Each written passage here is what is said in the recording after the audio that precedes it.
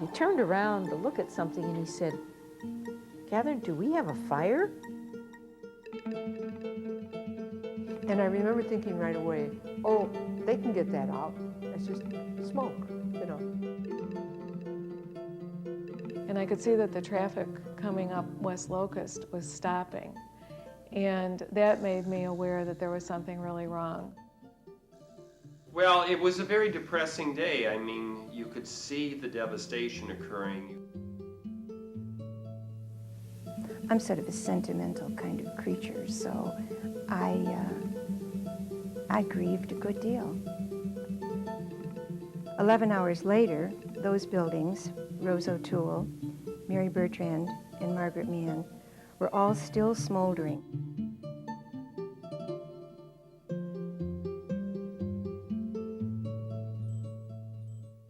It's very hard to describe them because they were old and they had a lot of character. The ceilings were high, the rooms were big. The buildings were all so very wonderful in terms of their architecture and their uniqueness. So Margaret Mann Hall had towers.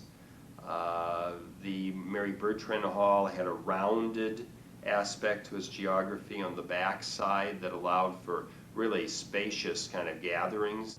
And ironically, the college had done a study just 2 or 3 years before the fire in terms of the energy efficiency of buildings and the structural soundness of buildings.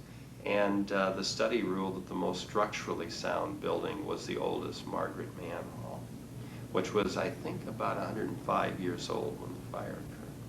They were huge and thick-walled buildings. I mean, buildings that were built to be there for a long time, and I think that that's why it was particularly shocking and stunning to see them, at least at the top floor level, just sort of disintegrate.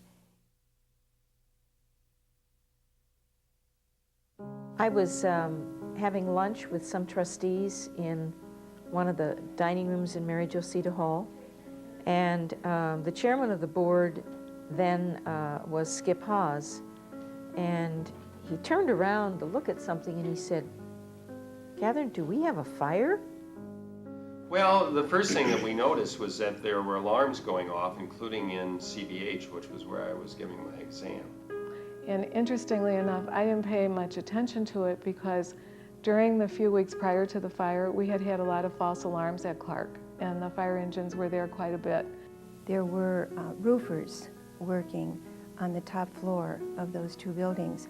So when we first saw kind of silt almost drifting down in front of the window outside the office where we were working, we really didn't think anything of it because there had been a lot of dust and debris around. But at one point, somebody actually smelled some smoke, and that was when we went out into the hall. And already the ceiling was black, so that it was quite clear that the fire had burned through. So what was happening was the fire was racing through all around the building. And, but we didn't know that, you know, standing outside where I'm just looking up there. I was standing over by the computer center. And I remember thinking right away, oh, they can get that out. It's just smoke, you know. And I could see that the traffic coming up West Locust was stopping. And that made me aware that there was something really wrong. I began to wonder how far it was really going to extend. So then I took myself around to the front of the campus, and fire departments were there, more were arriving, police were there. We obviously exited the building, and by that time we could see that there was smoke kind of seeping out of the top outer roof area of Margaret Mann Hall. And I basically stood for, I can't tell you how many hours out there, and watched the fire, feeling extremely helpless, that there wasn't anything I could do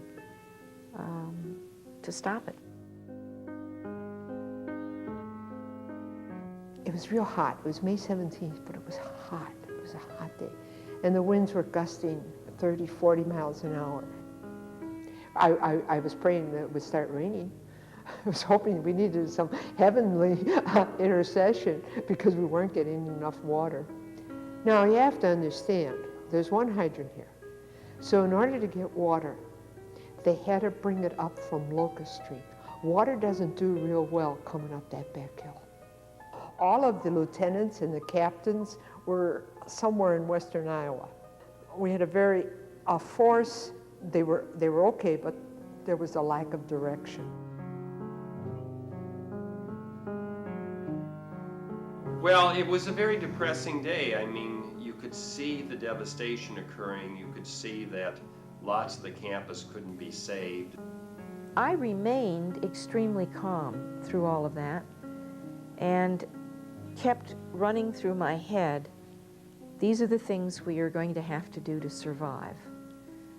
Standing there and watching and hearing windows pop was a frightening moment. Well, I suppose I remember most of all being just totally stunned at what was happening and how quickly it was happening. But as I heard somebody describe it, it was kind of a fireball that probably just rolled through that open space. And yet I can remember standing outside and looking at the second floor where a couple of the sisters had bedrooms. It looked like the mouth of a blast furnace. The flames were so intense. They were just pouring out of the building.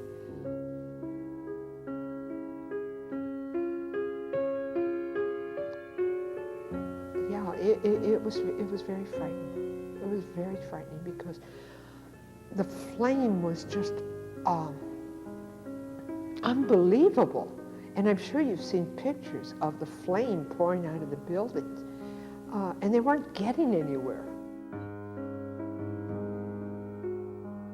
Interestingly, I spent my time not so much watching the fire as being with the people as they realized for themselves what the loss was going to mean for them. And so I don't have a lot of memories of just standing there watching the trajectory of the fire. My memories are mostly of the faces of the people. You know, like I would sit down in the grass with some people. Some of our BVMs who weren't at Clarke and some of the Clarke alums started to gather. And when those people came, I joined in conversation with them. I can also remember long periods where people just stood in absolute silence.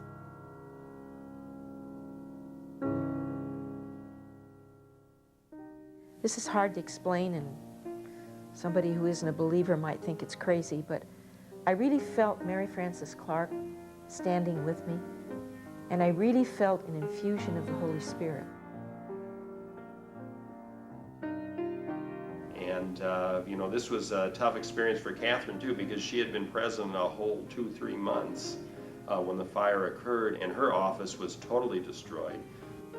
So the people were the poignant thing for me, the sense of loss, the sense of hurt. Sister Mary Constantia, who's now dead but had spent her whole life at Clarke, stood with tears running down her face, looking up at that building. I will never forget that as long as I live. They eventually made the decision to knock out the links that went over to Mary Jo and the links that went over to the music corridor.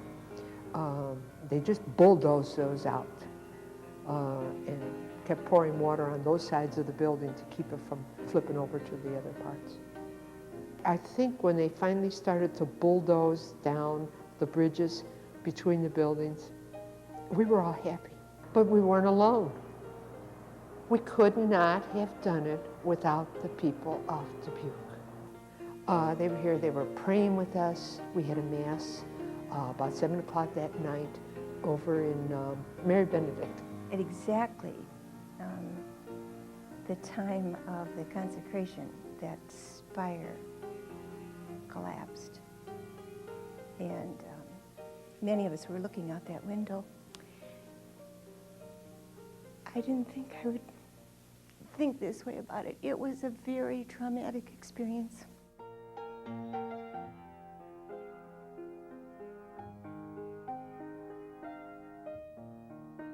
And I think a lot of people seeing the damage thought, uh-oh, that's the end of Clarke College. Well, I was certainly wondering about that. Not very many small colleges could survive a third of their campus burning down, which effectively is what happened that day. But it was very gratifying, actually, to see that very evening while the fires were still burning on Clarke that Sister Catherine Dunn was on television for the local news station saying that she had already contacted the Board of Trustees. And then I went on television that night and said, we will rebuild. 11 hours later, those buildings, Rose O'Toole, Mary Bertrand, and Margaret Mann, were all still smoldering. A very poignant moment the day after was the sign on a sheet that the students put up in the doorway of Margaret Mann Hall that said, Clarke lives. We did everything. We, the next day we had the practices. That Friday night the seniors gave their show. We had graduation. I mean, nothing stopped. We were just bound and determined that this place was not going to fold under a little fire. I've always been grateful for the inspiration and the leadership of Catherine during those years, because her energy and enthusiasm and her conviction and her commitment was really what enabled us to go on. And I knew on Monday when we started summer school and we just continued on that we were going to survive. We were allowed to briefly go into the buildings to recover anything that might not have been destroyed in our office. This was before the buildings were condemned. And then I focused on getting 3 things out of there because they told us we only had 15 minutes. And the first 2 things I grabbed probably will make sense to lots of people. I grabbed all of my notes for teaching my classes because tremendous hours and years of work go into that. And to lose that is to have to start all over. I grabbed a picture on my bulletin board of myself and my son that I still have. It's hung in my current office here. And you can see the burnt corner of it where it had started to burn, the photograph, but then miraculously it stopped burning. And then the third thing I grabbed was the air conditioner out of the window. And I grabbed that because I had fought with the academic dean for a year and a half to get an air conditioner up there. It was dreadfully hot on 3rd floor Rose O'Toole. And I always taught summer school. And I wasn't going to let that just be lost because I didn't know if I was going to an office where I'd need a new one. So I brought down the air conditioner, all my notes, and that photograph. And actually all 3 still exist, though the air conditioner, when you first run it, still smells like smoke. I persuaded this engineer to take me up the fire stairs. And it wasn't until we went to the top of that stairs that I realized that it was my office and not the one next door that was the huge gaping hole that I had been looking at from outside. I mean, it was just a hole. There wasn't anything there. I lost virtually everything in my office, including a pair of running shoes that I had in there, brand new pair. But it just, it collapsed, it went down. It was, but you start over. And we started over in just a wonderful atmosphere of together, we can do this. It seemed to me to take a very, very long time to get rid of those charred remains. And they were remains. That's the only way I could think about them. Walking past that scene for as long as we did was sometimes a little discouraging. Once the buildings came down and then the construction work started to occur about a year and a half after the fire, there was a real sense of, positive feeling. And the architects were very good. I mean, they'd pin up these sketches every day as they got them done, and then people would roam through them, and the president of the architectural company would get their comments. A lot of what these buildings are is directly attributable to student input. The students said, we would like a courtyard. The architect said, we'll build you a courtyard. We'll build a courtyard. That's the atrium.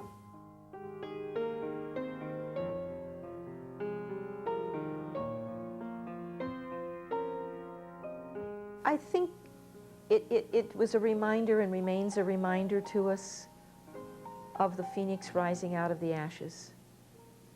That when a disaster occurs or a crisis occurs, it can be an opportunity to do something different, something new, something vibrant. And I believe out of that has come a new life for Clarke. Actually, the day, the literal day, was just so shocking that it would be hard to label feelings that went with it. It was more the aftermath. Well, I think lots of good things came of the fire, and in retrospect, probably the fire was a blessing. First of all, it was a minor miracle. No one was seriously hurt in the fire, both in fighting it and in terms of the safety of getting people out. Obviously, we have these wonderful, beautiful buildings. You know, as we talk about the values of Clarke that I hope continue, that is one value that I hope will always continue, that no matter how big we get, that the important thing and will always be the relationships between and among people. And we learned that well during the fire. And if we can keep this story alive in our memory, hopefully it will be something that will influence the identity of Clarke for centuries to come. It's hard to say, you know, good things about a fire. But I was thinking about that the other day, and probably was the goodness of the people of Dubuque. All during the fire. People came from all over. I don't think we lost a beat through that whole thing. Never for one moment did I think that we wouldn't rebuild and we wouldn't be better as a result of that rebuilding.